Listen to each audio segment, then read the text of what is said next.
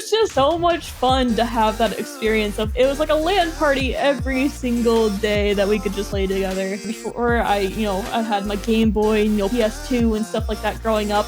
But the fact that I could then game with my friends, that world, it just sucked me right straight into it. Hello and welcome to episode number 87 of the Hobbies and Happiness podcast, where we talk all about the hobby that makes us happy, tabletop gaming. I'm one of your hosts, Dan. I'm Jim, and today we're talking with Silverfuse.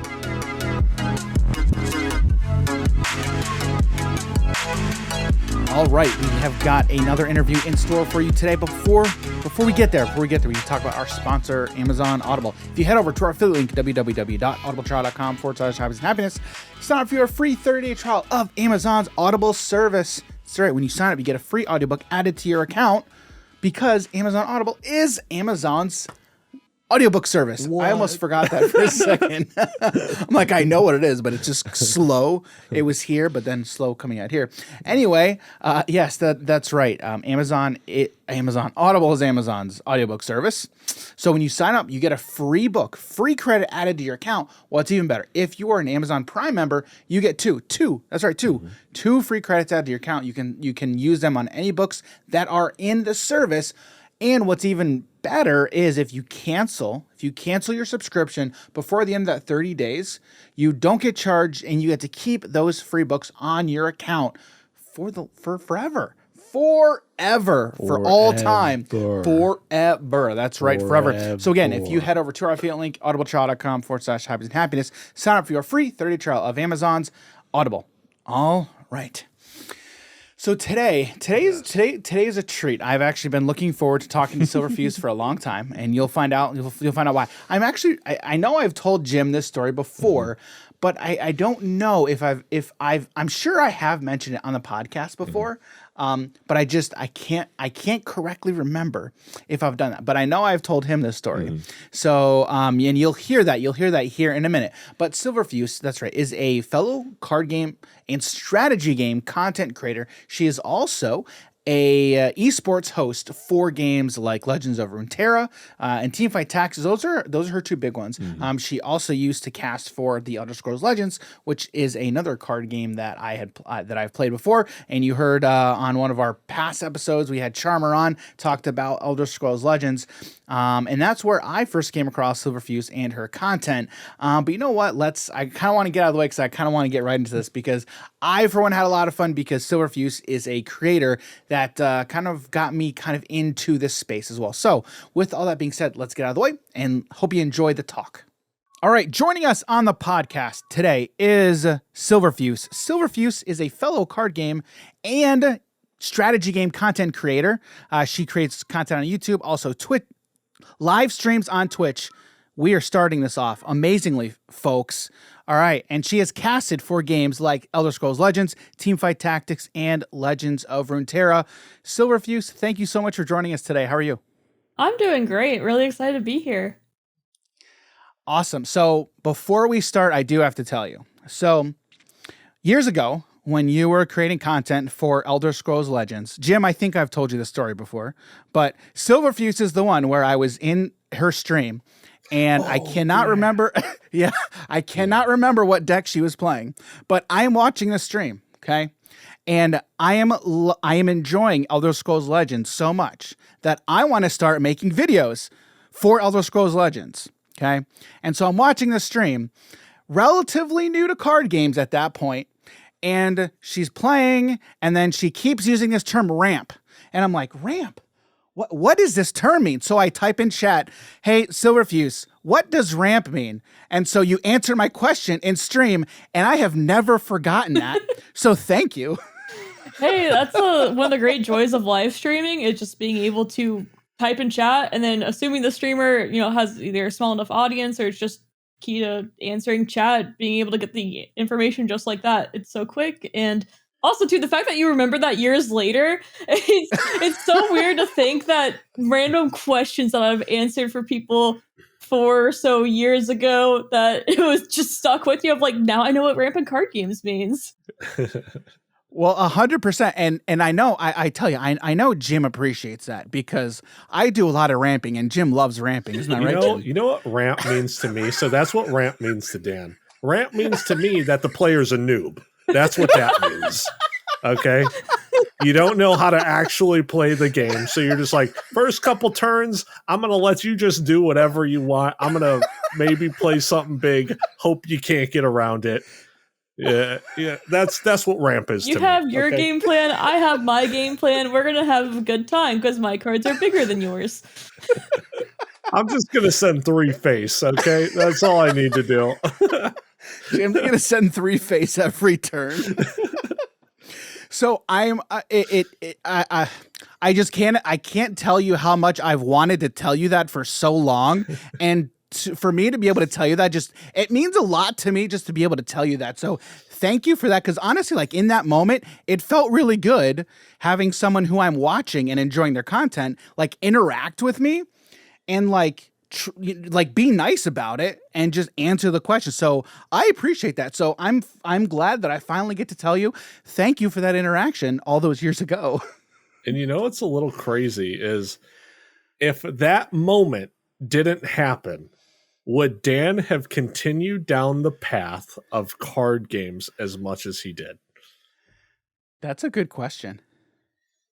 Maybe if she was like, don't ask me a noob question, dude. Get out of my chat. And he's just gone. He's like, never return. So, well, here, let me ask you this. Have you ever been in a conversation like that? Like met somebody who has watched your content before and then maybe in response to that interaction, like started creating content? Or have you ever had an interaction like we just had, just out of curiosity? I've had people say that I've inspired them to create content before and started videos. Definitely had that. I haven't had anyone say like, you answered a question of mine and it felt really good. So that made me want to do more things. I mean, I've definitely like sent people advice of like how to get into YouTube and stuff like that and seen them do that. But usually it'd be specifically like, they'll ask like, how do I get into YouTube? How do I get into the card game space? Not like, what is ramp? Dan, that's such a noob question, which it is. And I was a noob at that time, and I will tell like at that point. And I do feel like how I felt then can be applicable to a lot of people who feel like intimidated about asking what they would think is such a noob question. Again, to just put it bluntly, but like you have to go through that at some point. And so what I would say, and what I tried to do in the moment, was I tried to just overcome that and be like, okay, it's okay just to ask a question. And, and you were very kind about it. And like, I appreciated that at the moment, but I think it's important that like as a content creator or just honestly, anyone who knows more than somebody else, that when you're asked a question, you answer the question and you are helpful to that person. Like, so again, I mean, how many times have I said thank you? But I do appreciate that. But like, how much do you think interactions like that and treating your community with that sense of respect, like how important do you think that is for communities in general? Oh, I think it's incredibly important. One of the big things is the internet can be very dark, as we all know that there's always really just crappy people all the time. So the idea of like, I can be a positive part of the internet and, help people come together. I've always really prided on myself of having a community that's helpful and kind to each other and that is very diverse and lots of different people are allowed to join and ask questions.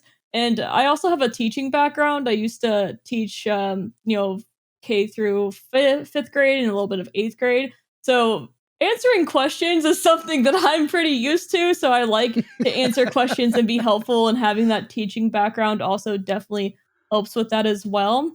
So I think it's great as long as people don't come in and be rude. Like the number of people who just have come in and just told me like how bad I am or things like that. Like I'm going to tell them off. But when it's someone asking an innocent question, no matter how newbie it is, as long as it's sincere, I'm always really happy to answer questions and talk with viewers that way. Yeah, I've and I know we've all been there, but anytime I get somebody like coming off as very rude or just they're trying to be smart, normally I just laugh at them. Like I've read, Jim, I don't know if you saw this comment, but there was a comment on I think it was a recent short that we did, and I can't even remember what the comment was, but I just read it and I just started bursting out laughing because they were clearly trying to be mean, and I just laughed so hard at it because I thought it wasn't funny, but I'm just like, oh, they think they're being mean to me, and I actually care about it. There's some funny ones. So I've seen some ones where people have tried to be mean and it just came off like a fourth grader trying to insult me. And those are the best. but that's what it is. Like seriously, when you're being mean on the internet, you come across as a fourth grader trying to be mean. Like that's all it is. So. Yeah. It's pretty childish.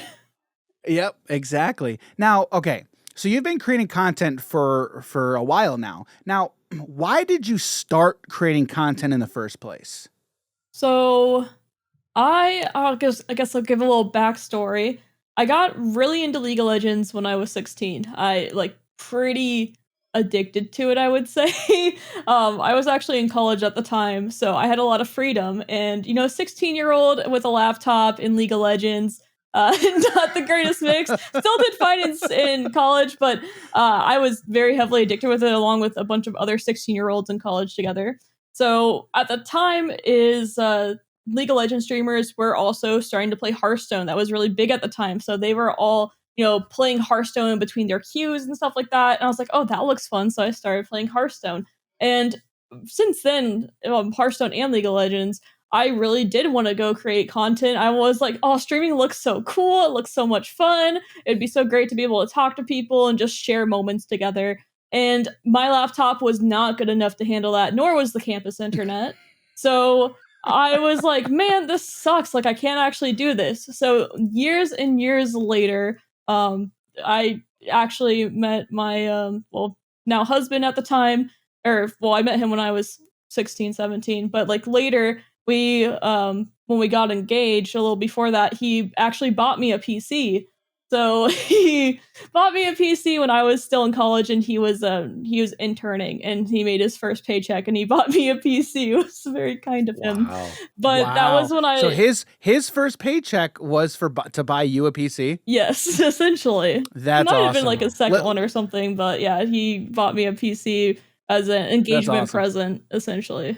Nice. So that's when it clicked of, wow, I have a computer that I can actually stream with now. Because what actually happened to a little bit more of the background wasn't just like, boom, surprise PC. I had this laptop and it was just blue screening dying on me. And I was losing these papers that I was writing in college. And I was like, what am I going to do? Like, I should have been using Google Docs, but I was just using Word at the time. But I was like, what am I going to do? Like, this is so frustrating. And like, it would turn off during like quizzes and tests and stuff too that were online. So I was getting really frustrated with it. And so he surprised me with it. So then also too, like I said, it clicked of like, oh, I can start streaming and making content. So I had like a really crappy like headset mic, and the classic C920. I actually think I started with the one step below it before too. I didn't even have a C920, and so I started streaming like Overwatch, and this was after I stopped playing League of Legends because I realized it was bad for my health. So I started playing Overwatch and like PUBG and stuff, and I started streaming that. I didn't actually start streaming until after we got married, but what happened was I was at school full time still. I also worked full time. So I was very much, I needed something to get away from that. So like I would work from 7 a.m. to 4, and then from 4 to 9 I would go to class. And that was for like 3 days a week. So the 2 days a week I would stream instead. And then on weekends I would stream for a long time. And I was just I was just I wouldn't say bored. I was very busy, but I wanted something more, essentially, and I wanted to be able to meet people, and like, it'd been a dream since I was 16, so it was I wanted to actually give it a shot. And later I discovered The Elder Scrolls Legends and fell in love with that game, and that's where things really started taking off. So sorry, it's been a long part of a story, but that's how I got into content creation. Was just 16-year-old me was fascinated with it. And then when I got a computer that could actually withstand it, I started building up from there. Okay, so how did you find out about Elder Scrolls Legends? I Do you remember? don't exactly remember.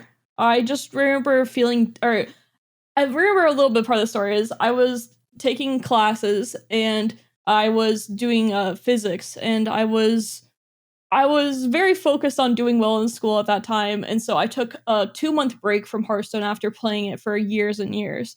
And during that 2-month break, it was just enough where I couldn't be a free to play player anymore. And I was very much a free to play player. I just played like mostly like mage and hunter decks and stuff like that, warrior decks. Mm-hmm. So once I got back to it, I was like, man, I can't actually play the decks I want to play anymore because I took 2 months off and I don't have enough gold now. So I started just looking for another card game and stumbled upon Elder Scrolls Legends. I liked the art and the way that it looked, and it was a little bit similar to Hearthstone, the fact of like, attackers Mm-hmm. chooses and stuff like that. So that's Mm-hmm. why I gave it a shot from there, and it's incredibly free to play friendly game. So I was able to get into it pretty quickly for that reason. So I think this was last December. You kind of wrote an article about casting for Legends of Runeterra at the end of last year, and then there's a little bio in that article that I want to reference here because there's one thing I want to ask you here. Sure. So you say when I was 16, you were introduced to League of Legends in the world of online gaming, which changed the course of your life. I was later introduced to the CCG genre and fell in love with it. That's collectible card game. Ever since, I've been creating content and spending countless hours learning new metas, optimizing decks, competing in tournaments, as well as making meme decks work in master rank ladder. So you say here that you fell in love with collectible card games. What game was it that made you fell in love with collectible card games? I definitely fell in love with it in Hearthstone, but that love ran much deeper once I played the Elder Scrolls Legends. Really? Yes. That's cool. So, what did you like? Because now I'm curious because I had initially played Hearthstone myself, and then I also got into Elder Scrolls Legends. But what was it for you that kind of drove that home with Elder Scrolls Legends more? Like, what hit with you with Elder Scrolls that didn't hit with you with Hearthstone? Well, I will say some of it. I definitely like the art on the Elder Scrolls Legends a lot. But funny enough, I don't really know the lore and background behind, so it has nothing to do with that. But more so in the Elder Scrolls Legends, I loved how within the region combinations there were so many very definitive ways to play the decks. So, like for example, warrior could easily be a control deck, or it could be an aggressive deck, and things had very unique paths of play where it was never like, oh, we're always just kind of bashing face here. And also the 2-lane system in the Elder Scrolls Legends, where you have the field lane and the shadow lane, added that extra layer of depth to the game and the strategy of being able to decide like, oh, I'm going to give up on this lane and focus on this lane instead. And of course, the rune system in it too. And the rune systems is a way of where you could interact with a player during their turn, where on Hearthstone, you don't have that. I know that Magic and other games that I've played, like Eternal and stuff, have that too, but not in the same way Elder Scrolls does with the rune system. So I like the comeback mechanic of it, of you can, get your face bashed in, but you get 2 or 3 extra cards now that you now have more critical decisions to work with. I really loved that comeback mechanic as well, which I thought was really interesting. It made you play the game differently every single game of like, do I break this rune here? Do I give them the extra card? Or do I go for the kill here? Or do I wait next turn? I felt like there was always just such impactful decisions, and with the decks being so unique too, it just felt endless. So, for those of you who have not played Elder Scrolls Legends, Silverfuse, can you actually explain a little bit what the rune system is, and then the ring a little bit for those who have not played Elder Scrolls Legends? So the ring, are you talking about the ring in Magicka or? No, I'm sorry, the runes. Oh, the runes. Yeah, I can explain the runes. So you have, if I believe correctly, 30 HP, and every 5 HP you have a rune. So if you get dropped down to 25 HP, you break a rune, and it is a card that's in your deck. And if the card has the word prophecy on it, that means you can then play it for free of cost, free of charge on your opponent's turn. So it might be like a deal 4 damage, or destroy a unit, or shackle a unit and play a 2/1.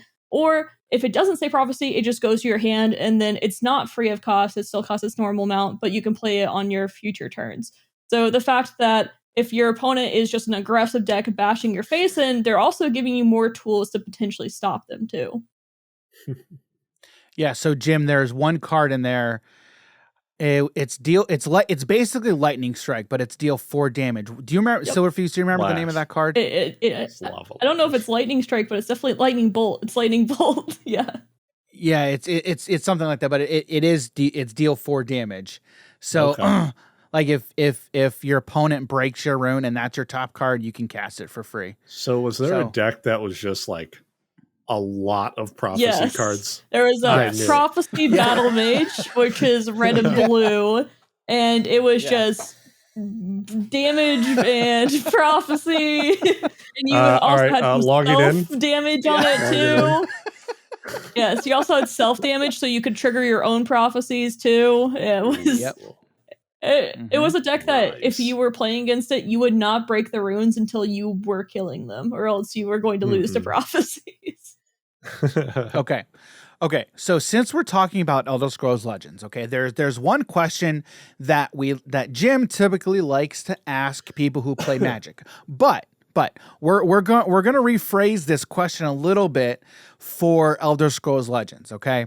So in Elder Scrolls Legends, I honestly cannot remember the colors, how many colors there are and how many color combinations, but they're there, okay? Just trust me that they're there, guys, okay?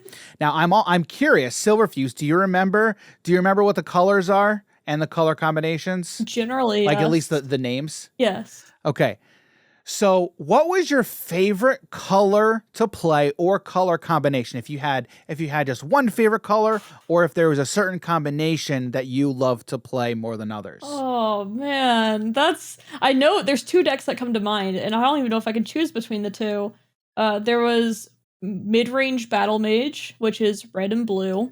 Not Prophecy, it's mid-range. And the idea is there was a 1/1 with a shield or a ward that if you were to pop it, then it would summon a 5/5. So the deck was about re-shielding that thing and popping it and summoning 5/5s over and over again. They had guard on them as well, or taunt, so you couldn't, stop people from going in your face. It was so much fun to play because it could play. It did a really great job of teetering between being able to be aggressive against, control decks, but also being able to control against the fast decks, which I loved about it. But I think my favorite deck of all time, though, has to be Nixox Telvanni, which is blue. Yeah, you know what kind of person I am now. I'm sorry. No, I love it. That's okay. It is a blue, you green, need to explain the deck for Jim, though. Yes. And purple. And the idea of this deck, it has some ramp, but the idea of it in Tessel, you go up to 12 mana. But ideally, let's say the pre-nerf version of the deck, you would want to go to 13.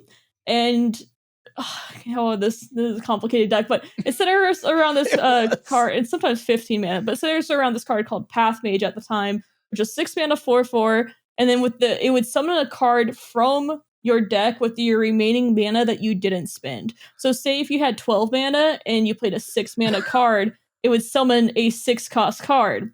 So what you would do is Why do I feel like in the deck you only have that one-of copy to then play that card? Oh, so I guess what I need to explain is you had the 7 mana card called Nixox, and in the Elder Scrolls Legends, pretty much everything is a summon ability. So it's not just like you have to play it and then it'll do a battle crier effect. No, it's a summon ability. So Nixox is a 7 mana 5/5 that when you summon it, it gives you 5 mana for that turn. So the deck was about using that to summon as many Nixoxes or Oxen, whatever you want to call it. You would just summon a bunch of those, and then you would play a charge unit with Drain or with Lethal or something, some kind of charge unit, and then there's this ring that you would put on the Mentor's Ring. And what it would do is it gives the keywords to all units on the board. So then you would charge and just kill your opponent that way. And you also play the card called Lyneth, which is a 9 mana 6/6. And her ability is you draw a card of your choice from your deck. So you would just tutor whatever you want, and you just copy. So you would play this other card called Debates Experiments, and it's a 9 mana card, and it has Betray, which means if you kill off one of your own units, then you can play it again. So 9 mana, you would summon a Nixox, and then you would kill something off, and then you would summon a Laneth, and then you would just go get another one. And you would just cycle through that way. So it could be like maybe a 20 to 40 action combo, depending on depending on how deep you're wanting to go on it, essentially. And the thing that I loved about this deck, it wasn't just always, oh, you just play this path mage on this thing. There'd be some options of maybe at 8 mana, especially if you had the ring, that you could then tap the ring and then start copying Nixoxes and stuff and drawing cards and then finding Laneth and playing it normally. So it was never just like, oh, just play the standard combo. It was the fact that every single game, there always felt like this puzzle that you had to solve, and that there was this combo that you could find. And that's why I loved the deck so much, is because every game felt different, even though I was playing the same deck. And I've never found a deck where I felt the same about it, where it's like, and it just felt so rewarding of when you got the combo. It was like, wait, I just figured out like a 7 mana combo. And there are times where you would do like a partial combo too, of like, even though you didn't kill them, oh, I have like, 4 5/5s with charge on them and stuff. Yeah. Like there's just too much tempo for your opponent to come back from. So that's why I love that deck so much. I could gush about it all day. I don't know all the colors in this game, but purple sounds like it's black, and she went with is it mid range and Demir. So that sounds like Grixis to me, Dan. That's what that sounds like. What was the Telvanni, that Nixox Telvanni? What was the color combination? It was purple, green. Was there a third color in there? Blue. Okay, yeah. Sultai. So yes, it's Sultai. It's basically Sultai, is it? Yeah. Okay. So yeah. You're exactly right, Jim. So okay, all right. So that entire story kind of answers this question. Okay, but Spike, Timmy, or Johnny? Which one are you? Oh, it depends on the game. In Elder Scrolls Legends, I was definitely considered like a hardcore Spike. Because I played competitively, and like Nixox Telvanni was a very strong competitive deck. The first Worlds, it was banned every time, and when it wasn't, it just flat out won unless the player misplayed. That's how it was a very busted deck. And even post nerf, it was still very good. But so that, and then, gosh, I think for LOR, I think it's Johnny. Just big things happen. Yeah, I would very much. I mix those two up sometimes. But I think it's. But even the people who play like what you were just talking about with that Nixox combo, that's very much like a Johnny play style almost, because it's you're having fun. Like that deck is like a Johnny play style, but it is also very much a competitive deck, 100%. But should we go over these, like what they are exactly for people? That Jim, that is a very good question. So Jim, well, hang on, let's do it this way. Silverfuse, can you because I know which one I am. So and this is funny because we'll explain in a minute, but Silverfuse, can you talk about what a spike is? We'll give you a spike. Yeah. Spike means that you just want to win. You don't really care about how much fun you have with the deck. The whole main point is you want to win. It doesn't matter if the deck is, not fun or makes your opponent not have fun. If you're winning, you're pretty happy overall. So a lot of competitive players and tournament players tend to be called spikes. There's also, I don't know if this is completely correct, but the idea that you're pretty much always forcing meta, and that you're playing meta decks and sometimes not always innovating too. But, there's still some spikes that innovate as well. So, but generally I would say it leans toward you're not innovating. You're just more focused on the piloting the best meta decks that you can. Right.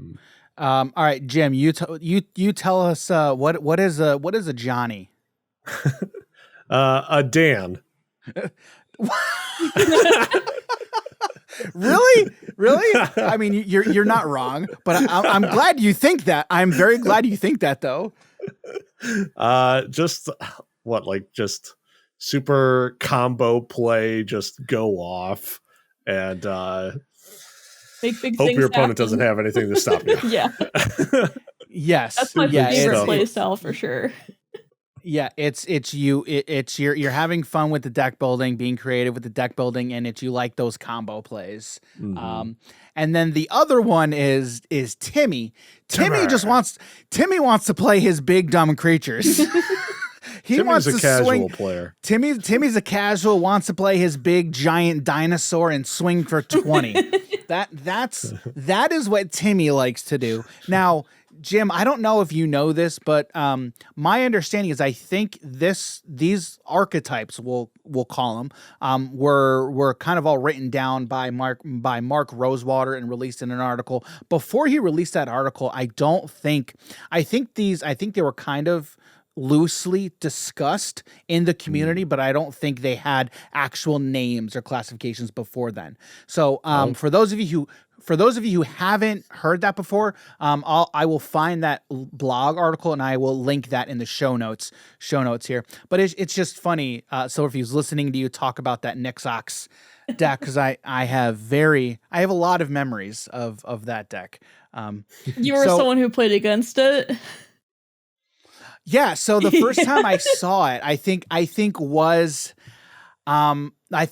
it on Ladder once, and I'm like, what in the world is this? So then I looked into it, and I'm like, oh, okay, now I need to learn this. And I will tell you, though, like, I feel like that deck really did a good job at helping me, like, myself, like, learn the game and learn that deck more and just be a better player. Like, those decks that are convoluted and combo heavy really do help players learn the game better and help you get a better understanding for the game overall. So that's why I tend to like combo decks like that, because it really takes you as a player like up a step, assuming you're able to understand it and figure it out. So that's why I really do like decks like that. For the first 8 or so turns, you're usually playing pretty defensively too. So understanding what you need to do in order to live, and even before, like, you turn 13, sometimes you're still just playing to live.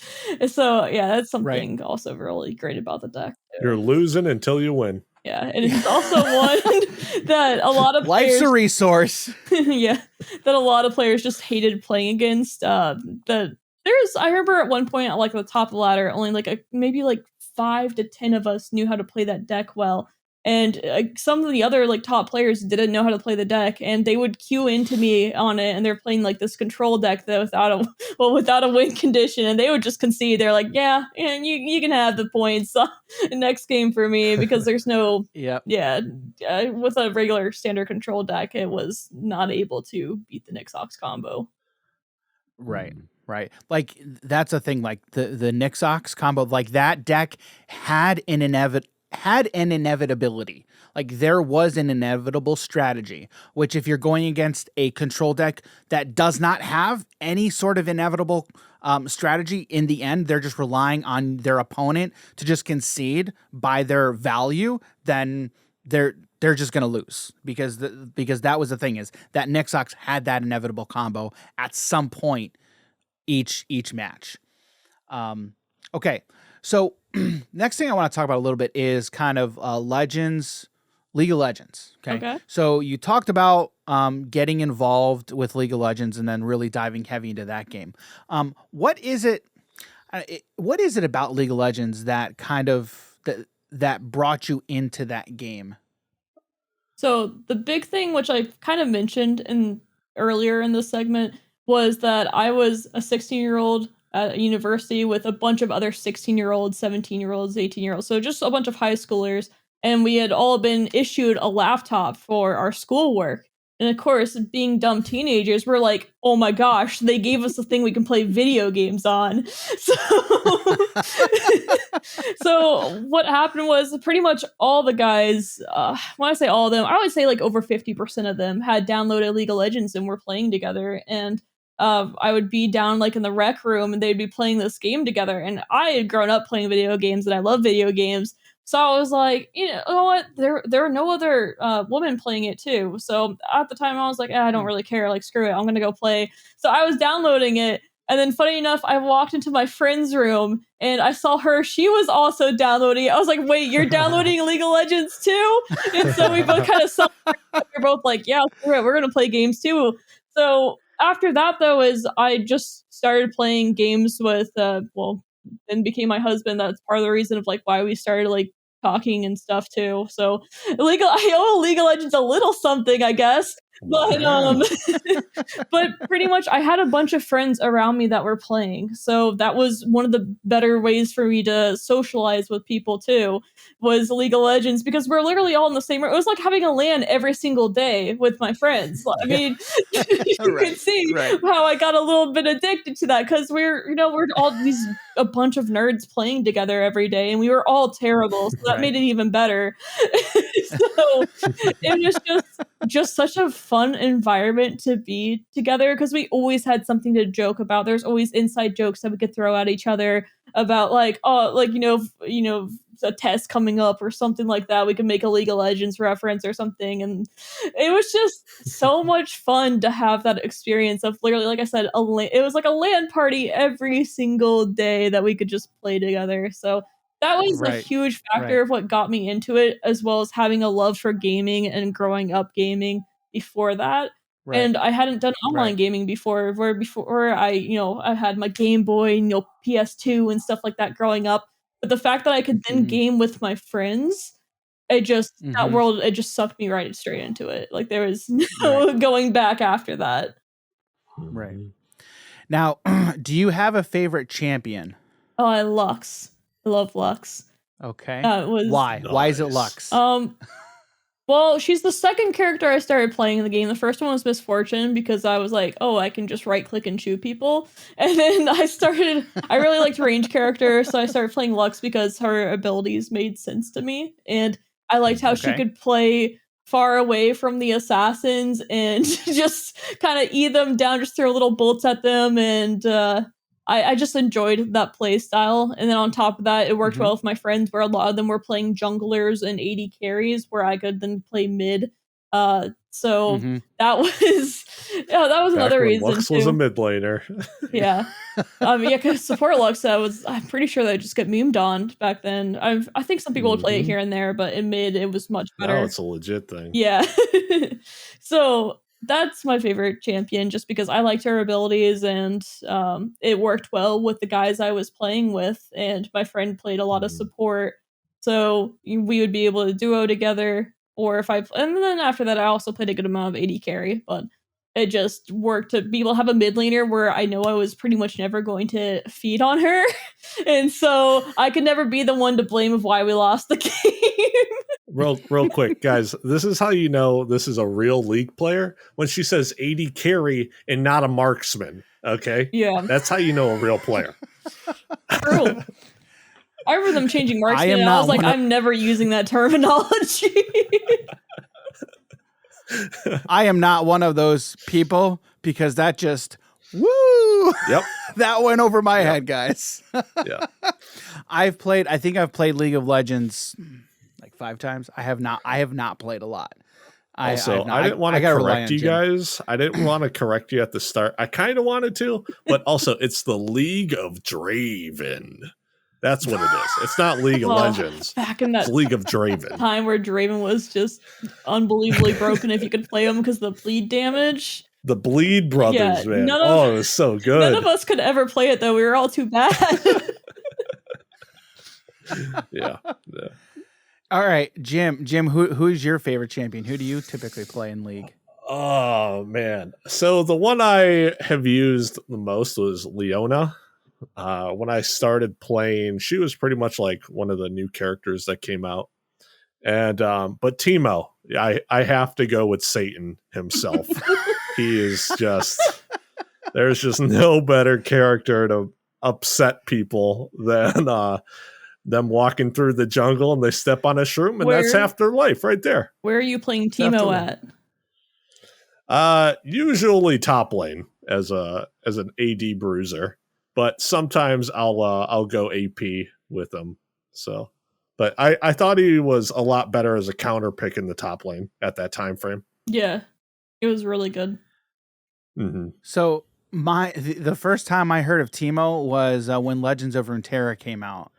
and then his cards were coming out with the Shrimps. I'm like, oh, that's cool. And that was the first time I had heard of Teemo at all. Yeah, that seems like that would not be fun to play against. And of course, that's what Jim plays. He has a Satan skin in game. I'm not. He actually does. He actually does. Yeah. There's like I want to say he's probably the most hated character and one of the most loved characters in that game equally. Oh yeah. There's no, I don't really care about Teemo. It's either you love him or you hate him. There's no in between. Okay, so all right, so going off of League of Legends then a little bit. So Silverfuse, you also have played Legend of Runeterra and Teamfight Tactics. So Legends of Runeterra is Riot's digital TCG, and then Teamfight Tactics is essentially like an auto battler. Okay, we'll get to Legends of Runeterra here in a minute, but Teamfight Tactics. Okay, for those of us who don't know what TFT is, can you kind of explain what TFT is to somebody who's never played a game like it before? Well, it's a very complex game, so I'll do my best. But I guess in card game terminology to an extent, it is kind of just a deck builder, or you're drafting cards almost consistently. So what happens is you have champions that are 1 cost, 2 cost, 3 cost, 4 cost, 5 cost gold. More costs the champion, the more powerful it is. But you start off with these low cost champions, and when you buy them and you play them on your board, they'll have different synergies or traits and different abilities. Like some will be ranged carries and other ones will be short range, like brawler, bruiser type guys. And so you're using those synergies and these champions to build a team together. And then you also have these items that you can put onto them to, maybe give them more attack damage or give them some defensive stats and stuff like that.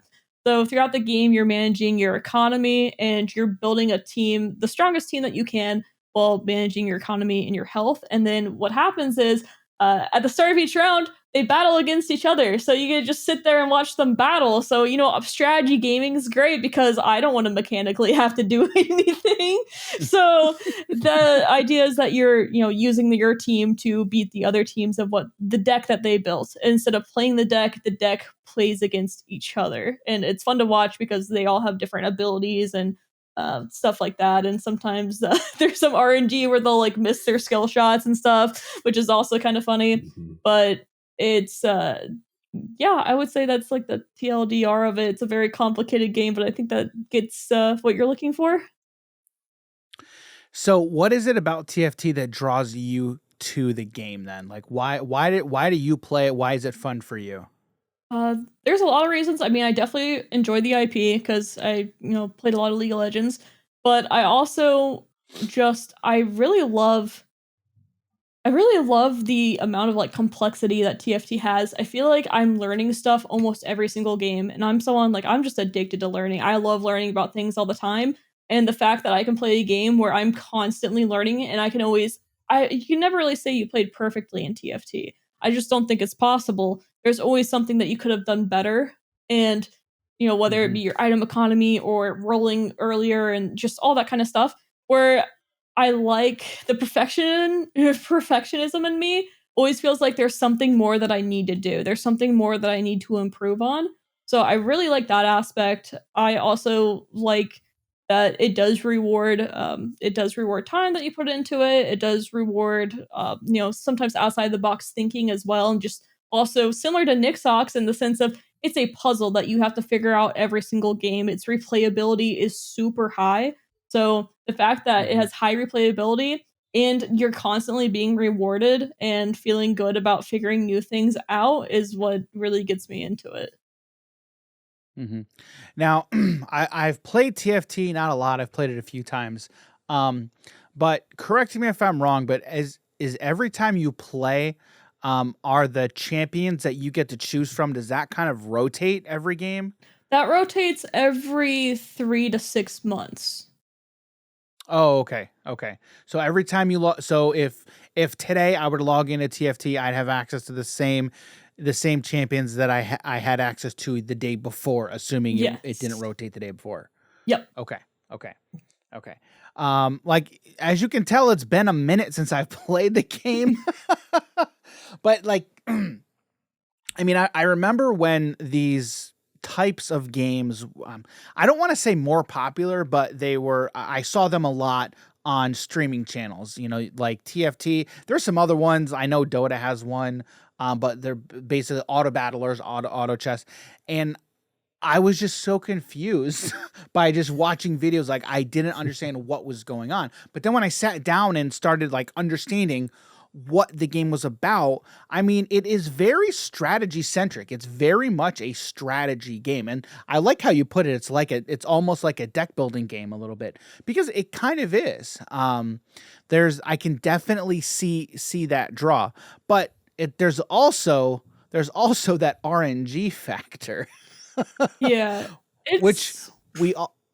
Oh, I was going to say, it's pretty easy to like watch a game of TFT and be like, oh, that person just like their shop just natural to all these right units and stuff like that. Like, they're just literally matching words together and matching, clicking on the same unit 3 times and stuff like that. And it makes it easy to think like, oh yeah, it's just like this person's hitting the right units and stuff like that. But the reality of the game is supposed to be like, pretty flexible of like, oh, you didn't hit these units? Well, you also have this item that works well on this champion, so you can use this champion instead. And like being able to see that line of like not get stuck in one thing. Like, it's really easy to tunnel in TFT, and then a lot of it's like called a first or 8th place play style, where if you get lucky and you do just keep hitting, you can get first place even though you didn't really play that well. What if you get unlucky, you're going 8th place because you're not hitting any of your units. And it's about the players who are able to understand of like, oh, I'm not hitting my units. I don't want to go 8th place. I'm going to try for a 3rd or a 4th instead. Or maybe I'll even get lucky and still get a 1st. There's definitely luck involved in the game for sure.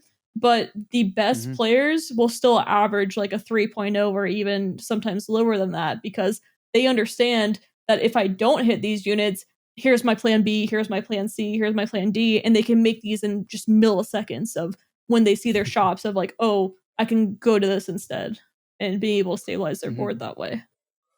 There's also a strategy in these games where you aim to just keep losing every single round and get money for going on a losing streak. Yep.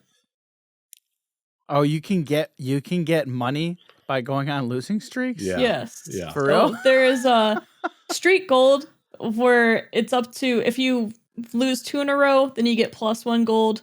And if you lose, I think it's 3 to 4, then you get +2 gold. And then if you lose 5, then it's +3 gold. I might have mixed the two, but you can also do that and win. And it's the same way reversed, where you'll get plus gold, but after each win, you also get +1 extra gold. So if you're on a 5 streak winning and you win, then you get +4 extra gold. So it's still better than the lose streaking in that regards, but lose streaking, you also get to pick items off the carousel first. So you get priority on what your next item is.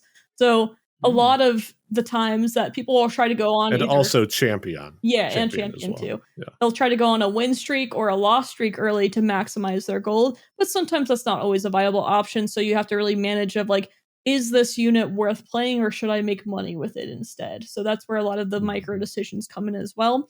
And the early game matters a lot, because if you don't have enough gold for your late stage game board, then you're just going to bleed out and lose and get 7th or 8th place. Gotcha. So, we just talked a little bit about like the RNG, right? The RNG that's inherent in this strategy game, right? And so there's also a lot of RNG inherent in card games, right? Now there's this one tweet that I want to pull up, okay? You say, I'm curious as to the background, but I'm not going to ask that. It says, some players are more unlucky than others, and that's why they lose more. It is definitely not because they are bad at the game and need something to blame. There, I just gotta laugh at that. Oh, that's a good one. It is. Who says that's a good one? Oh, it's been a while. What year is that from? What year is that from? Let's find out here. That was from April of last year. That really wasn't that long ago. I 2022. thought that was multiple years ago. Let me. I'm verifying that. Yep, 4/1/2022. That's when that was Whoa. from. On Oh, that was an 4/1 April too. Fool's thing. Oh, it was. Oh, she didn't mean it. No, of course not. That makes Okay, it even better. I'm glad I asked for the date. Now, how many times have you come across a strategy player, whether it be card games or in a game like TFT, where the player blames their we'll just say their loss on RNG and not lack of skill? Because it's kind of like you said, like you were in the mindset of being a constant learner and you love learning. Okay. I mean, I think we all have to have that mindset of, okay, I'm not, you may be good, but always have that mindset of, I'm going to keep my mind open and realize that I'm going to make mistakes and then recognize where those mistakes are and then correct them. But it seems like mentalities like that are not widespread. The mentality is, if I'm bad, it's because RNG, not because I have a lack of skill. Like, have you come across that mentality more than the mentality of, I want to get better and learn more? Yeah, I would say it's really frequent, and there's a lot of reasons for it. I mean, for one, it's easy. It's really easy not to blame yourself and say, I just got unlucky. Like, what do you want me to do? The game didn't give me the cards that I needed, and stuff like that. And of course, there are some instances where, yeah, you do get unlucky. Like, that's inherent. Like, sometimes it will happen, but if it's happening in 70% of your games, I'm going to tell you, you're not that unlucky. And also Right. too, it's by design. We know that in card games that, I mean, it's fun to high roll. It's fun to get all the right cards and all the right units and just crush your opponent without a second thought. But at the same Right. time, it doesn't feel that great when you low roll as well. But card designers and game designers know this. And something interesting, I don't know, have you played or heard of the game Mythgard before? Yes. So Mythgard, also unfortunately another card game that failed pretty much. But something big with that was that game had so much agency. I mean, the issue was it had too much agency. And what would happen is I knew several players who were like, yeah, finally a game with no RNG. I want to destroy everyone because I'm so good. And they would get in, they would get like hard stuck in like silver level or gold level or something, not realizing that, oh, that luck that you were so unhappy about was benefiting you. You were the player the luck was for. And that happens in a lot of games. Like, part of the appeal is like, you can get lucky and beat a player that's better than you. I mean, we see it happen in card games and strategy games all the time. But it's funny when people don't realize that that luck factor was to give them a boost and it wasn't hurting them as much as they thought they were. But I think that's part of the reason that game didn't do very well, is because if someone was better than you, they were going to win almost every single time. And to an extent, that also happened in Artifact, that better players won very consistently in Artifact, despite the whole, oh no, arrow RNG, fiasco there was too. So that's something that it does feel like it's pretty widespread.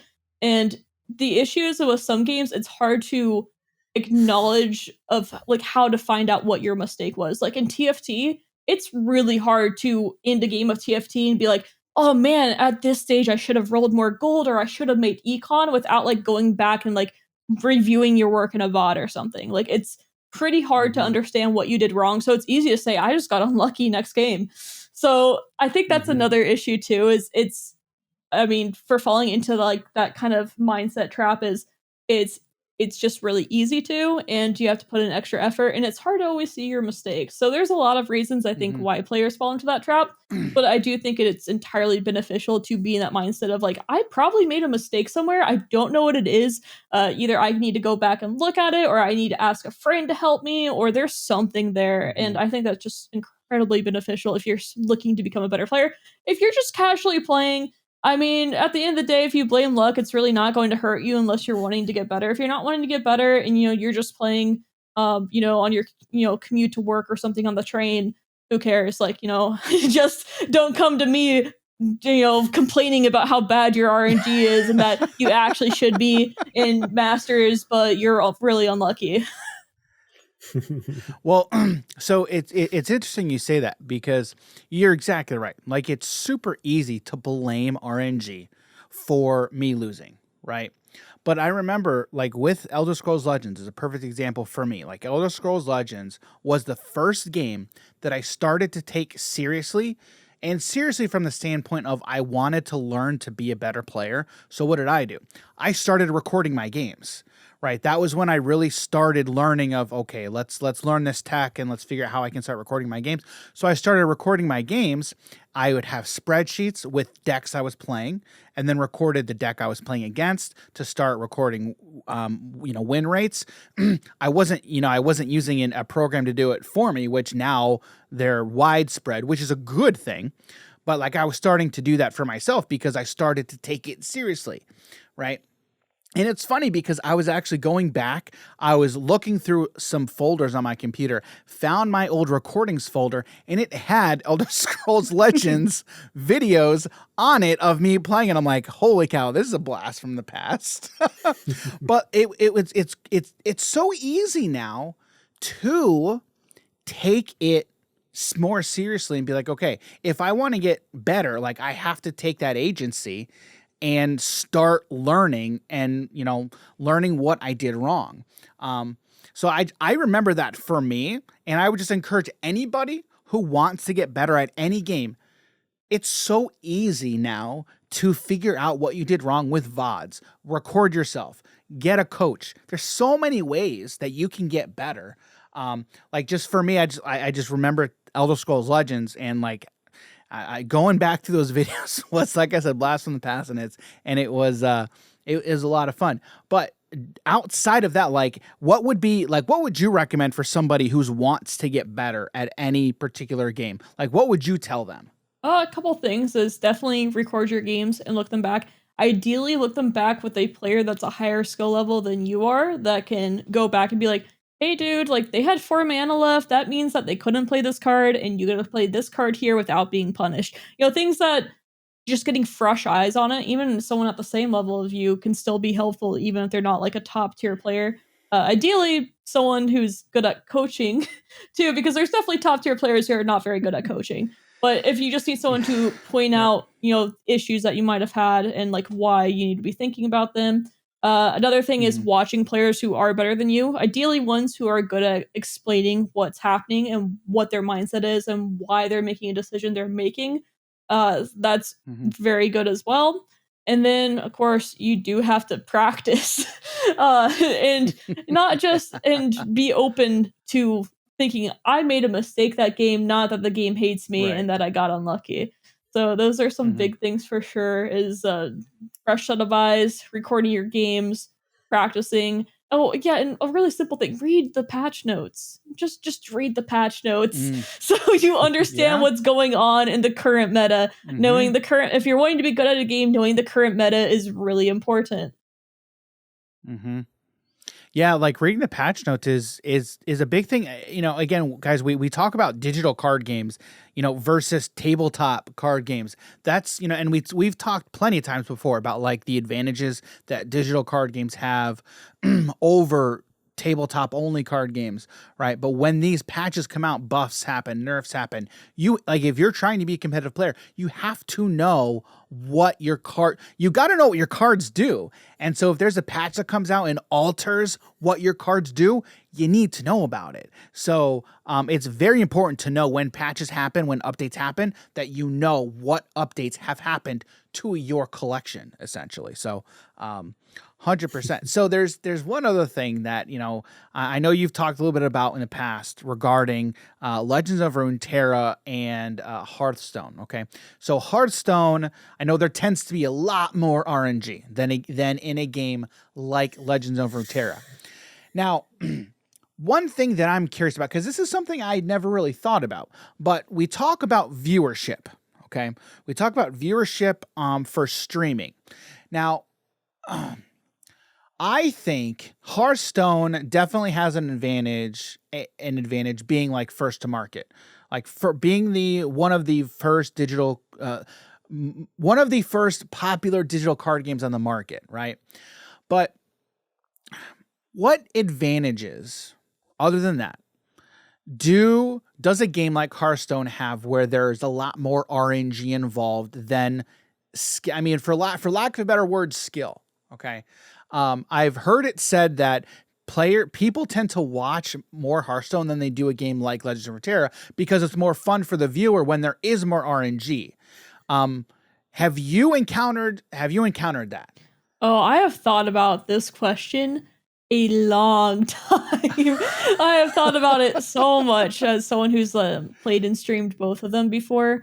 Hearthstone, besides the first to market advantage, it definitely has. It's very colorful. It's very bright, and also too the RNG makes games feel different, and that has been kind of a gripe of mine for Legends of Runeterra sometimes, where I feel like when I'm playing a deck and I see the other deck, I already know what's going to happen in the game for the most part. I know that this champion's going to come down and do this, and my champion's going to come down and do that, and this is how it's going to go.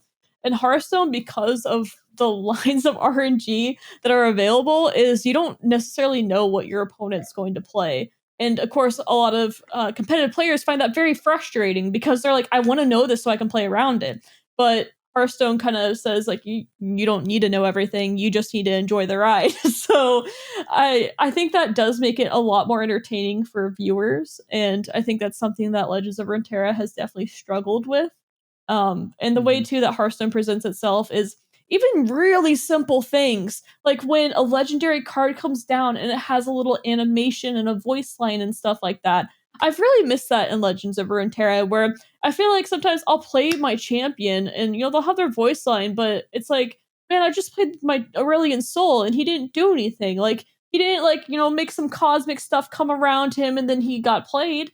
And it's something that I've thought about a lot, where I feel like it's kind of been missed in Legends of Runeterra. Of like, you don't get the game is centered around your champions, but sometimes you can go a game without seeing your champion at all, or really feeling like they're there because maybe you play the champion and they'll be like, oh hey, voice line, voice line, voice line, and then they get removed, and it's like, what? What's happened? Like, it's like that, like my deck, like what really happened here? Where in Hearthstone, because legendaries being very strong and pretty frequent, is they always do their cool thing because most of them are on play effects, their battle cries or whatever, and they're automatically doing their cool thing. But with Legends of Runeterra, because for the champion to do its cool thing, it usually needs to level up, and sometimes that's just not viable in some games. So you just miss out the whole point of what your deck and the game was about.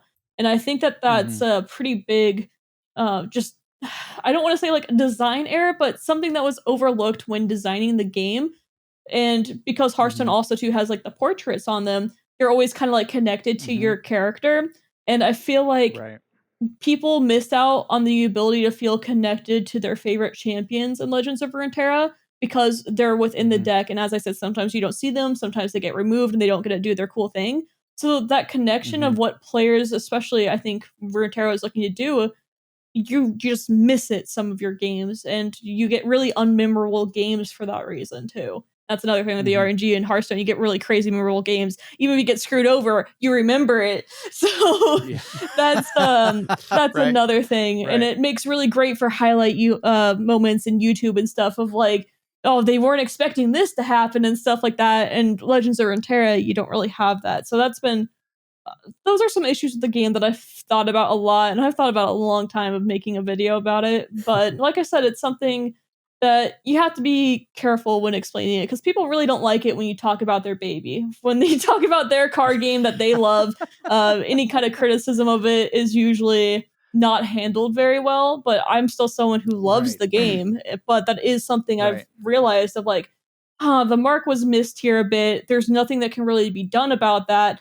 But man, that sucks that that mark was missed. And it sucks that I can't be like, oh, here's the solution, we can fix it this way. But that's the core design of the game. It's not changing.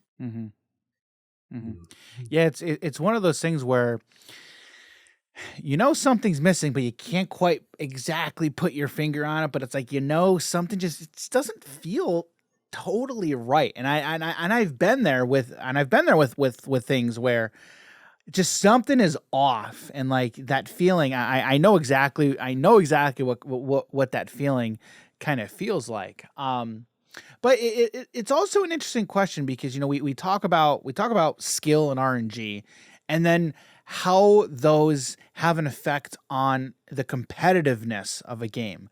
Like when I first really started thinking about this, like in my mind, games, if a game is going to be competitive, it should rely much more on skill than it does on RNG.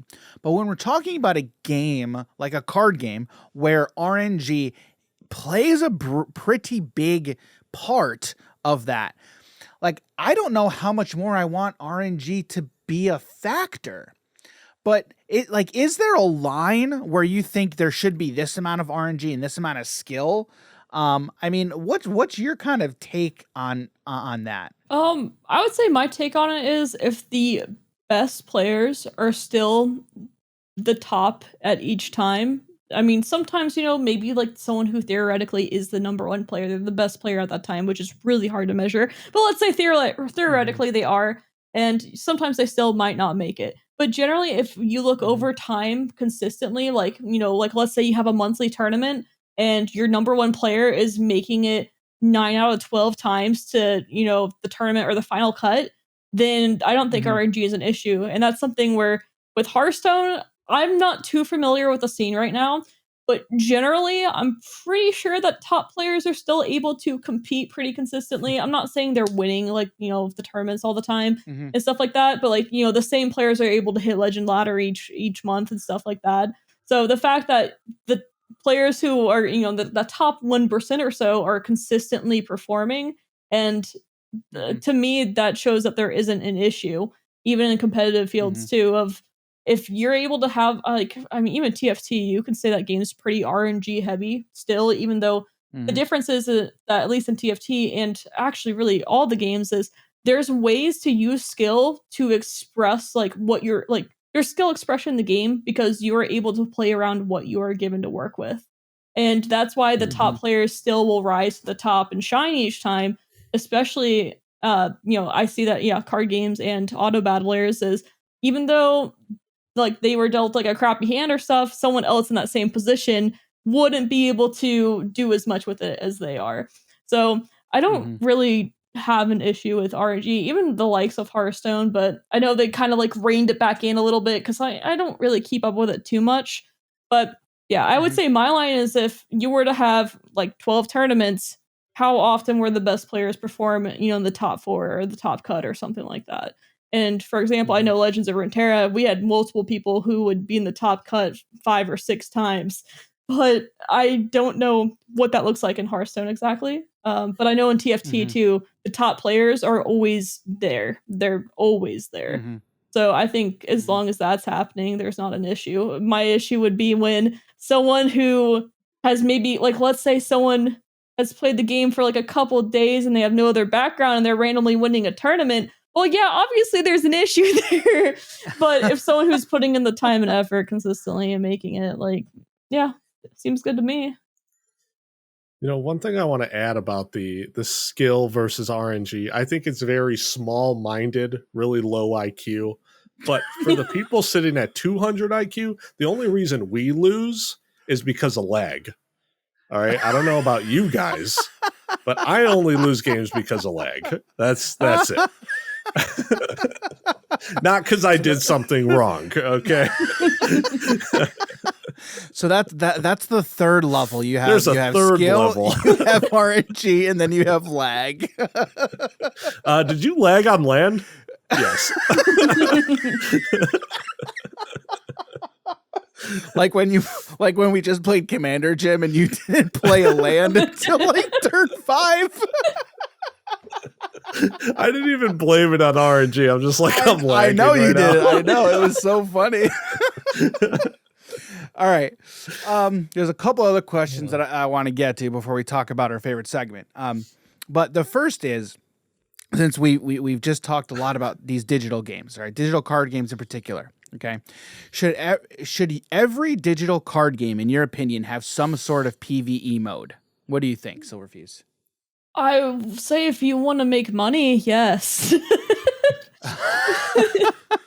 And to elaborate on that is I think being able to just sit down and play a game where you don't have to worry about like what the other person's thinking about what you're doing, that you're able to pause of like, oh, the cat threw up or something, like, I can go clean that up, then come back and my game's still going. It's just really, I mean, even like in the Elder Scrolls Legends being a spike, I would still go play PvE randomly because it was just relaxing. It's really nice to be able to, turn on some Netflix or something, turn something on YouTube, and then just kind of just dilly-dally just play some games, get some XP. It feels rewarding. It's nice to do something without feeling that extra like emotion or stress about like, oh, especially in my position too, being a content creator where like at least in the Elder Scrolls Legends, almost everyone like knew who I was. So like if I played a game, I'd have like 7 people spectating me even if I was off stream, and people, like sending me messages, and I'm like, I just want to be left alone. I just want to go play some PvE because no one's like gonna be like, oh, let's go watch her play PvE. They're like, oh, she's playing against this person, we'll go watch her there.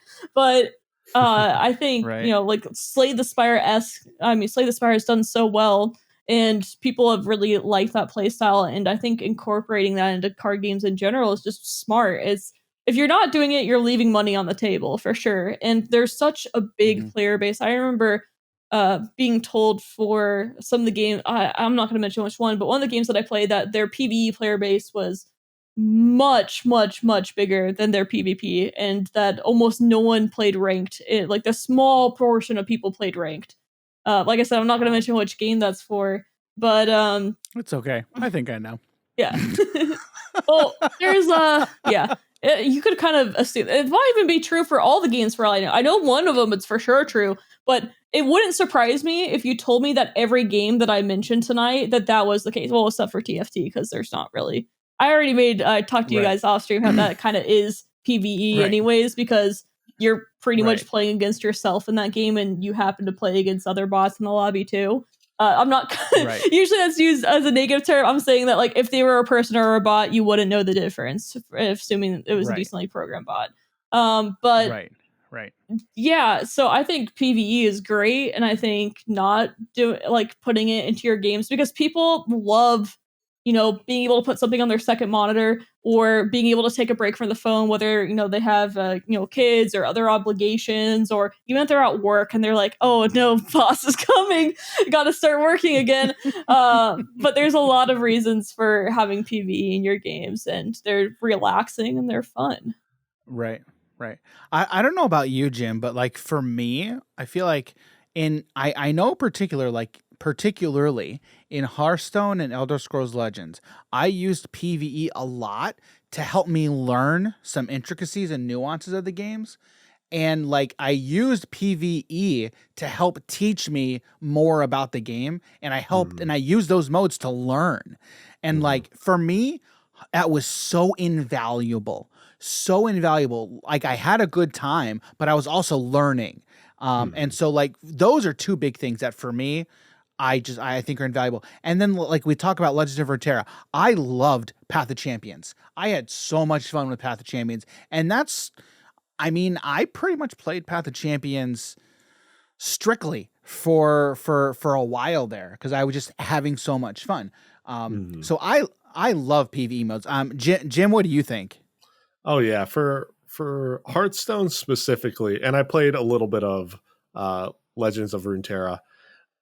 Just having something completely different than the normal deck that it is you play, right? I really like doing the mercenary stuff because I'm a big RPG fan, and just like slowly leveling up your characters, getting them new abilities, super fun. But aside from that, doing the story mode and going through the different specifically for me, I was a big fan of the Wrath of the Lich King, Frozen Throne. I think that's what it was called. The Frozen Throne stuff, and just going through the story that they've now thrown into this game from World of Warcraft, that I know I've played that game heavily throughout the years, and kind of adding more to that story with the Lich King and what else he could have done.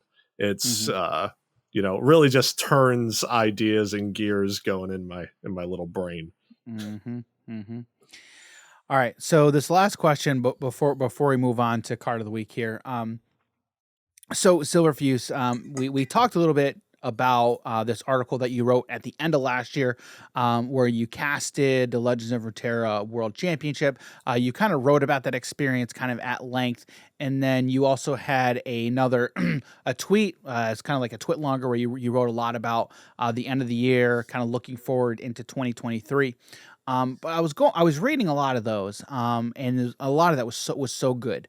But I'm really curious, like if you could speak to that a little bit, but what is one thing that as a content creator, kind of you learned in last year that you're kind of looking to implement into your content for this coming year? And like, what's one thing that you think that you learned last year that you can help, that you think can help other content creators in their journey moving forward? Okay. That's a bit of a tough one, just because I had a lot of time off of content creation the last, the last year or so, just from health issues. But I guess, so definitely thankful for when I can create content. But something that I've been wanting to focus on, and I haven't talked about it too much, has been more like story and emotionally driven things in content creation. Whether it be like, if I do make a deck, the reason of why I made the deck and like what, why I'm playing it and stuff, rather than just like, here's a new deck, here you go.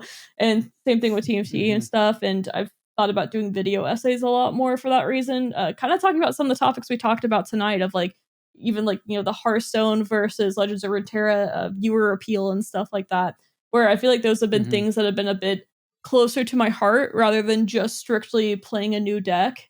So I guess that's something of kind of looking at reigniting some passion again, because I think I've burnt myself out a little bit over there. I was, thinking about it earlier today of like, there's there's only like in 1 year I probably spent a couple thousand hours on Legends of Runeterra, and that's a lot of time when you think about, one game, thousands of hours in a single year. And so it's really easy to burn yourself out. So that's something that I would say I've learned a bit more of. To an extent, it's necessary because you have to be consistent in content creation. And I mean, in some cases, if you have something really unique to offer, you're really lucky or whatever, then you don't have to be as consistent. But if you really want to succeed in content creation, you have to be consistent. So if it's really easy to burn out for that reason. So that would also kind of... You're saying it's RNG versus skill. I think there's a lot of skill in content creation, but there's definitely some RNG involved. There's definitely RNG involved.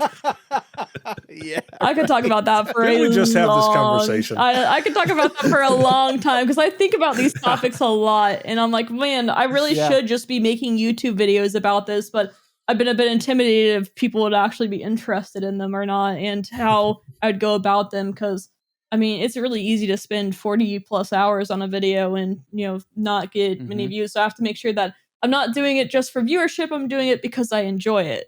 But it's hard when there is an intimidation. And there still is one, like in my case too, where like I used to get a lot more views before and stuff like that. So because I was posting every single day, but at the sake of, I lost some of my mental health because of it. But it's really hard to not let that influence you. It's so easy to say like, oh, it's just numbers and stuff, but it was also my income. So that's also makes things a bit tougher too. So that kind of ties in advice to content creators too, of like understanding that what your goal is. Is it to become like a full-time content creator? Is it to do a hobby that you enjoy and just meet people? Because that's how mine originally started. Just like it seems like most people's content creation journeys tend to start. But I would say that, careful of burnout and make sure that you're doing something that you enjoy, and know when you do need to take a break and look at potentially playing another game or doing something different off stream or whatever. But it becomes hard when you when you have built a brand and your content based off of one game or one genre of games, and burnout sucks. So that's something that's tough. Absolutely. Yeah. Yeah. So do you have like one piece of advice for content creators that you think would help them maybe prevent getting burnt out?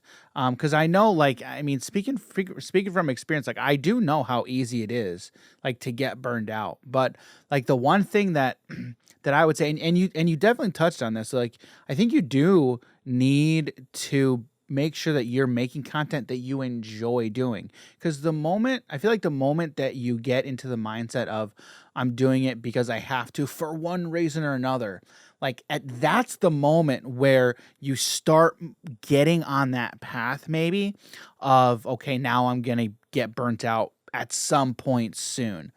I mean, is there one thing that you would say to another content creator, to maybe a piece of advice that would help them continue to do stuff without getting burnt out? Maybe Continue to do stuff without getting burnt out. I mean, at some point you're gonna hit that wall, but yeah. I would say. Do you think it's inevitable? Inevitable. I wouldn't say for all people, but I would say for most people. Okay. I don't know if that is correct. It might be for all people, but I feel like there are some just crazily, just there's some crazy people out there. I'm pretty sure that I mean, when you do love what you do and you just found something that you're obsessed with, and that's not, you're going to be obsessed with that your whole life, I don't think you really get burnt out. For me, I get obsessions, and after, like, they probably change every couple of years. I've been obsessed with card games, or obsessed with YouTube, or obsessed with another game. Like right now, it's probably TFT, where I get obsessed with things for a few years and then I get burnt out, or feel like I've learned everything I need to know, or whatever, and move on. So of course, I think choose. Well, you can somewhat choose what you're interested in, but also not. But I mean, ideally, you choose something that is changing and living, and not something that isn't changing. But of course, I mean, there's exceptions to that rule too, like chess. So there is it's hard. I think finding things that change can make it easier not to get burnt out. But besides that, I would say also having other hobbies besides content creation, whether it be like I personally, I play on 2 volleyball teams. And so I go play volleyball 2 nights a week. And that's another way where I get some exercise. And I'm also doing something that's away from the computer, because I spend way too much time at this thing. But I think making sure you have other hobbies and, are making time and, focusing on your health and stuff as well is really important. And sleep, get enough sleep. That's actually a really big one. That's something I've struggled with a lot. It's really easy to be like, oh, I'm just going to edit this video, and like 2 hours later, it's like, oh, I'm only going to get 5 hours of sleep now. I think being tired makes it much more easier to feel emotional or burnt out too. I think getting enough sleep and focusing on health I think it goes such a long way. And the more I've been going through life, the more I've been like, oh yeah, like that's making such a big difference. Maybe it's just because I'm getting older, but I feel like I think it's made a really big difference in my life personally. For sure. Question: do you guys think that they should make Chess Point 1, like just make a new patch for chess, where you kind of nerf the queen? Because honestly, the queen's broken. Okay. Nerf and queen, maybe give the knight one extra square it can move. The knight, anything it passes I like that. Through, it kills. So we're house ruling it then, right? House rule? Yeah. And you can ban one character from your opponent's board. Well, hang on. Character or piece? Piece. Okay, one piece. Okay, one singular piece then. Yeah. Okay, all right. And you can't ban the queen or king? Can't ban the queen or king, yeah. Okay, all right. Yeah, those two are needed for the kingdom. So like it makes sense, I like it. I'm gonna use that, Jim. 100%. All right, do it. All right. So now we are moving on. We're gonna move on to our favorite segment of the podcast, and that is that is the card of the week. Now, Silverfuse has been so kind and so generous to give us this week's card of the week. And if you've been paying any attention whatsoever, you can probably guess what game this card is from. So, Silverfuse, take it away. It is the Doomcrag Vampire! I love this card so much. I've talked about Nixlock's Telvanni, but I must now tell you about another one of my favorite archetypes, even though I've talked about two already, but this is definitely in the top 3. It is a control warrior deck, and how it works is because you have this vampire. He gives lethal, or if you're magic, death touch to all the other units in the lane. So what you do is you play these little chargers or guys that can attack into a unit right away. You can technically attack phase 2, but lethal, and it doesn't really do much. But the idea is you're playing this Doomcrag Vampire, and then you also have this other card that when your allies die, she draws you additional cards. So you play her as well, and then you just start slamming these little guys into your opponent's cards, and they're all dying, and you're also drawing cards from Namira. Thanks, Namira, for drawing me additional cards so I can just continue doing this. Some of the chargers are also 0-cost 1/1s. So you cycle through your deck this way, and at some point, oh no, you're out of cards. What do? You play Journey to Sovngarde, and what does that do? It puts them all back in your deck with +5/+5. And then you start drawing through your deck again, and you start charging at their face with 6/6s and stuff. It's great. It's so much fun. And it's all enabled by Doomcrag Vampire, because Doomcrag Vampire, without him, you cannot actually control the board with these units. And that's why I love him so much, is because he makes a whole archetype viable in such a unique way. In an archetype that generally was known for being an aggressive aggressive deck pretty much exclusively. It turned a somewhat aggressive deck into a control combo deck. So that's why I love him. I love this card. And so there was a deck. So I will tell you, there are times where I do log into Elder Scrolls Legends and I play this deck because I just love it so much. But there was one deck that I put this card in. It was very similar to what you described, but there was one card that I used. It was, I can't remember the name of the card, but it was basically like you would get, when you play it, you would get a rat, like multiple rats Skeever. for every time you played the card Skeevers. or something. There we go. Skeevers. Yes. Yes. And so I had that card. I'm gonna have to find this deck but regardless, it was Doomcrag Vampire, and then with Skeevers, it was so much fun. I loved playing that. Loved playing that deck. This is definitely, and we talked about this a little bit offline. But this is definitely a deck that I think Jim would very much like. Very Probably. much. 100%. So that is Doomcrag Vampire from the game Elder Scrolls Legends, and this is actually not the first Elder Scrolls Legends card we've had on Card of the Week. We had Charmer. We had Charmer on the podcast, and can you guess which card Charmer picked? Probably something really dumb.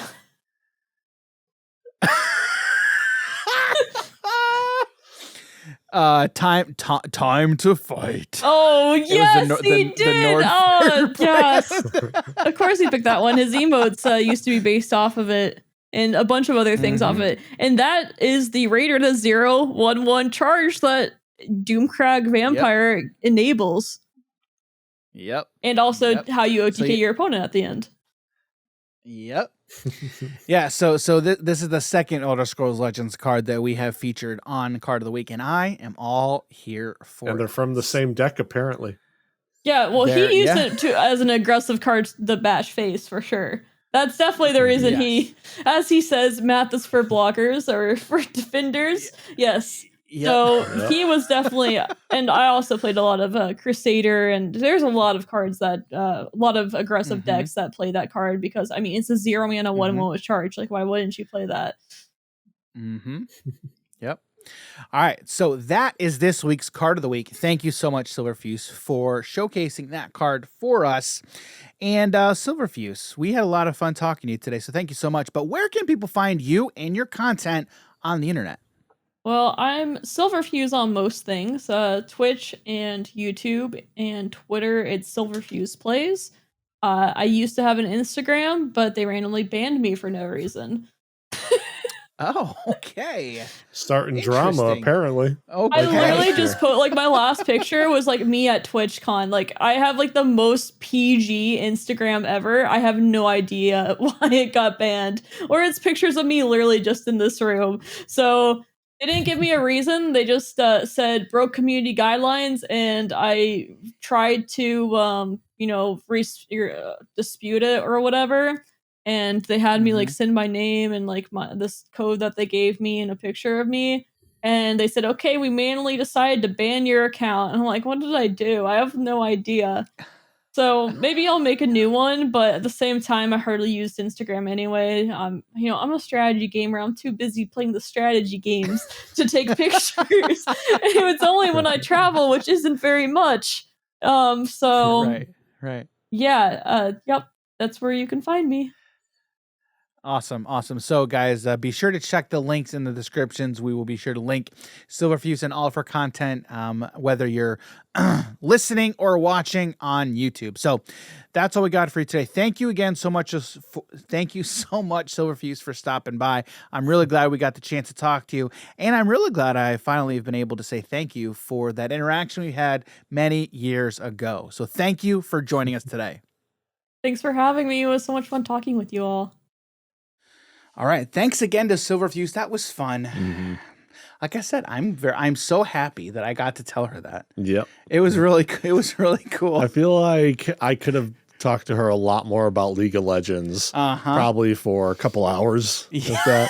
But I was just like, okay, it's not about League of Legends. It's about these other games. But like, it's crazy to me. Well, okay, not crazy to me, but it's very cool to me meeting other creators and other people who have been in other games like League, and how much Riot kind of just has meant to the space in general. Like, and not just card games, right? But just like video games in general. They're just so massive. And I really hope that Legends of Runeterra stays around and sticks around, because I think Legends of Runeterra is a good thing for this space. And I think the digital card game space needs the competition, and the competition needs to be fierce. So there's so many games out, and there's just, I mean, right now you've got Runeterra, you have Hearthstone. I mean, Hearthstone, I feel like Hearthstone is to the digital card game space what Magic is to the tabletop space. The physical space. Yeah, because both of them have those first mover advantages. But Dan, Magic had Magic Online. You know what? But it wasn't great. No, it wasn't. But it is still great. Like Magic Online is still around, and there's a ton of people who play it and utilize it. But why is Magic Online not? Why did and this is a topic for another day. But why did Moto never see the success that all these other digital card games have? Yeah, I feel like that might be another topic for another day. 100%. We need to get somebody who's really ingrained into the space and just straight talk about that. And I've got some ideas of who we can talk to. Probably because it looks like Dookie.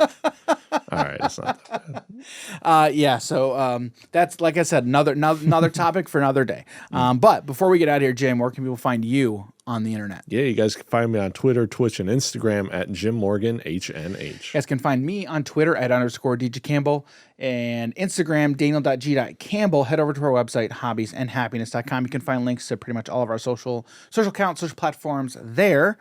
And again, head to the website. You can find links to all the hobbies and happiness content there. Looking forward to the coming weeks, guys. Looking forward to it, because we've got stuff playing. We're going to be streaming more, streaming more. And we've got some other things. It's coming around. I don't know when this is going to air, if certain things are going to be live yet. I don't think they're going to be live yet.